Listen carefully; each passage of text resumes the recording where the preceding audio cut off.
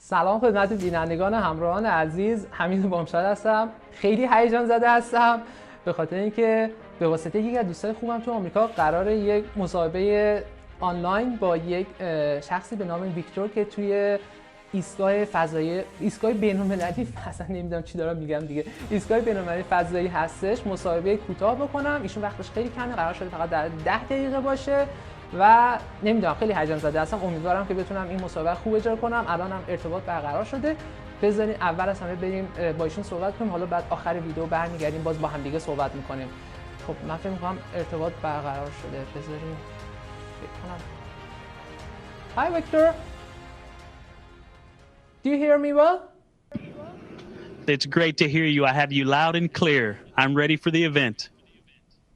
Wow, cannot believe it. I can't speak with you as Irani. How is it going up there? It's been amazing, and it's hard to put into words how awesome it is to be up here. There's so much great work going on, such a great crew with my 6 colleagues, and all of the support, knowing that you guys are down there cheering us on. It's just been phenomenal. I know you should be busy. Let's jump into the question. So first, where are you now? I mean, regarding to the Earth. So the space station is actually passing over the Gulf of Mexico, and very soon we're going to cross over Florida and fly up the East Coast right over the Smithsonian museums, right over Washington, D.C.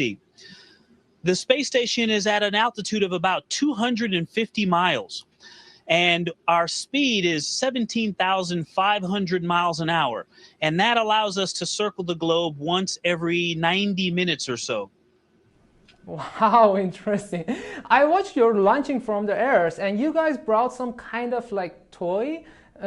What was the reason? I was curious. So that's a great question. We have a tradition of bringing along something in the spacecraft that we can use to visually tell when we're in microgravity.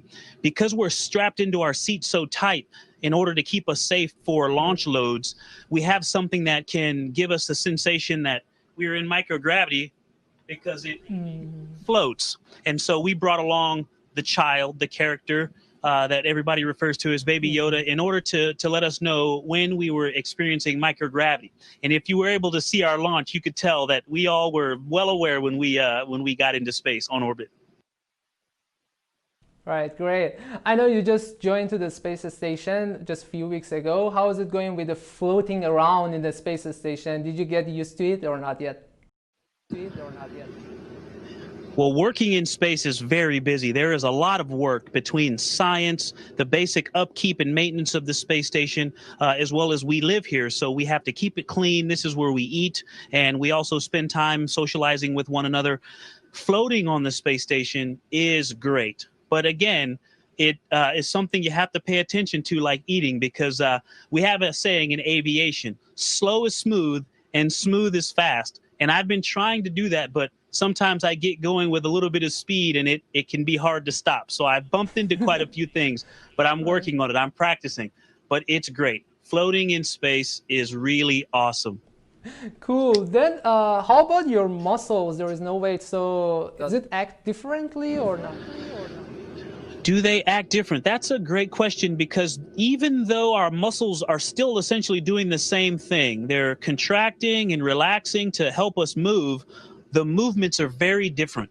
Because I don't actually have to hold up my own body weight, it makes it a little more challenging for me to figure out how I move. The way that you pivot and rotate is very different than when you have to balance your weight. So our muscles are doing the same thing. It's just that everything else around us is doing something different. It's all floating in microgravity, and so you have to learn how to move. I tell people joking all the time, I feel like a toddler.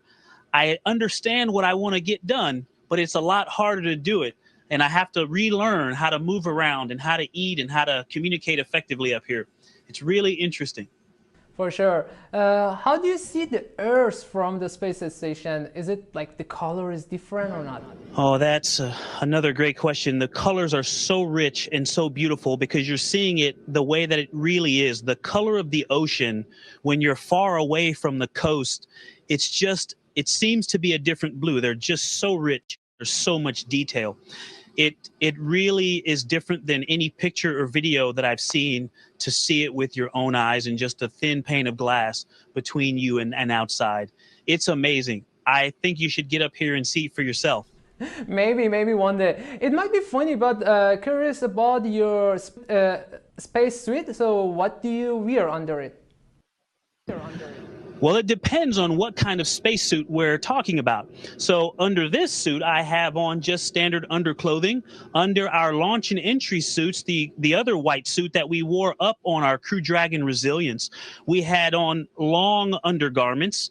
And in our spacesuit that we go outside to do spacewalks in, we actually have on a similar long garment, but on top of that, we have something called the liquid cooling and ventilation garment, which has water running through it to keep us cool and air moving through to keep our skin dry and to keep us comfortable.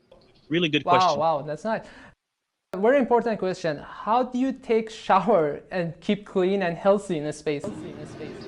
To stay clean and healthy in space, you have to do it very carefully, just like everything else.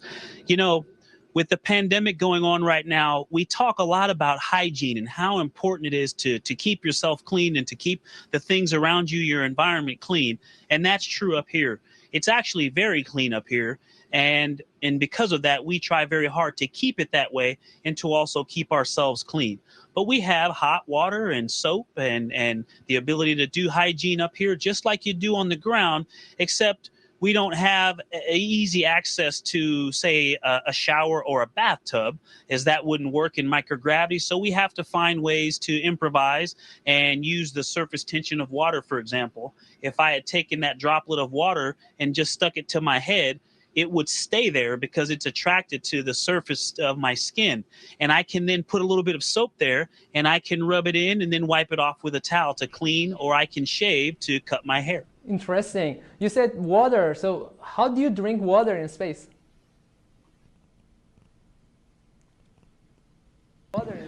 Water in space is pretty amazing. It almost seems as if it's living. Now, our air conditioning system doesn't just control temperature, it controls humidity. And so it can pull in any moisture and then put it into a system that cleans it and makes it able for us to drink. But watch this. This is my water bag. And I'm going to let a little bit of water out. Wow. And you see, if I was to do that on Earth, it would make a bigger mess than I'm making right now. But you see that droplet that's just floating there?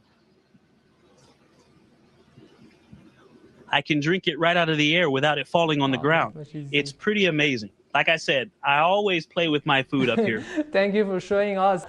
Do you have holidays in a space, like day off from work or something like ours? Yes, we do. Just like your family may celebrate certain holidays, or you get certain ones off of school or work, and then other ones you may have to go to school or work for, we get certain holidays off. And like your family, there are certain holidays you may celebrate and certain ones that you may not, but somebody else's family might celebrate. Our family up here is international. Right now, our crew represents the United States, Russia, and Japan. And so we celebrate holidays from all different parts of the world. Okay, I see. Let's talk about your job, Victor. What are the challenges to become an astronaut? You know, becoming an astronaut, I would say it took me my whole life getting up to that point. The education, the athletics, the family support, the church, and all the work in the community. And the greatest challenges for me becoming an astronaut were the moving that I did with my family as a military family. We moved from place to place, and it sometimes meant leaving the people that you loved. And even in this job now, we have to leave home for long periods of time and spend time away from the people and the things that we love. And so it's important, again, that first team, that family, to have a great relationship and a great bond so that you can pick up where you left off when you get back. But for us, our family has been, it's been moving a lot on the way to becoming an astronaut. It could be hard, but yeah, you did well. So do you have any advice for others who want to get this job in future? Thank you. And actually, that advice, I try to keep it to these three simple things. No matter what you want to be, they will help you find success. And it's to be resilient, to not let things stop you, and even in bad situations, to help you find some positive, some good, some growth. Be resilient. That's number one. Number two, to be a lifelong learner. Inside the classroom and outside the classroom, there's so many things that you can learn all of the time. And the third one is to be a good teammate. Teamwork is so important in American society as a human being, and it also is important in science and technology and up here on the space station. Victor, thank you for that question. Victor, thank you so much for your time and giving this great honor of my life to talk with you. And thank you for your priceless time and answering my questions. It's been great talking to you, and it's continue to take care of yourselves and take care of one another, and let's explore together. Thank you. I hope to see you again. Thank you. Bye. وای من باورم نمیشه، یعنی واقعا من تونستم بالاخره با این شخص مهم اصلا مصاحبه بکنم. اصلا نمیدونم، واقعا یه جوری بچه‌ها معجزه شد که من تونستم، اصلا فکر نمی‌کردم، یعنی در حد یه ایده خیلی کوچیک بود که مثلا من بتونم حالا با یه نفر توی فضا بخوام ارتباط برقرار کنم و خب یکی از دوستان تو آمریکا واسطه شد و در نهایت این کار انجام شد و واقعا من هنوز تو شوکش هستم.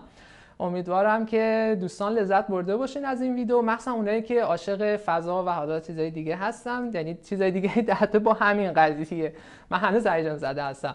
مرسی که این ویدیو رو تماشا کردین. اگر ویدیو براتون جالب بود میتونین حتما نظرتون رو برای من بنویسین، ویدیو رو لایک کنین و اگر مطمئنم براتون جای سوال هستش که من چجوری تونستم این ارتباط رو برقرار بکنم، توی قسمت کامنت پین شده من حتما مینویسم نحوه حالا ارتباط این مصاحبه رو. اگر دوست داشتین حتما برای تماشای ویدیوهای بیشتر ممنون میشم که کانال من رو سابسکرایب بکنین. این بالا یه جای اینجا میتونین بزنین. فعلا تا ویدیوهای بعدی، خدا نگهدار.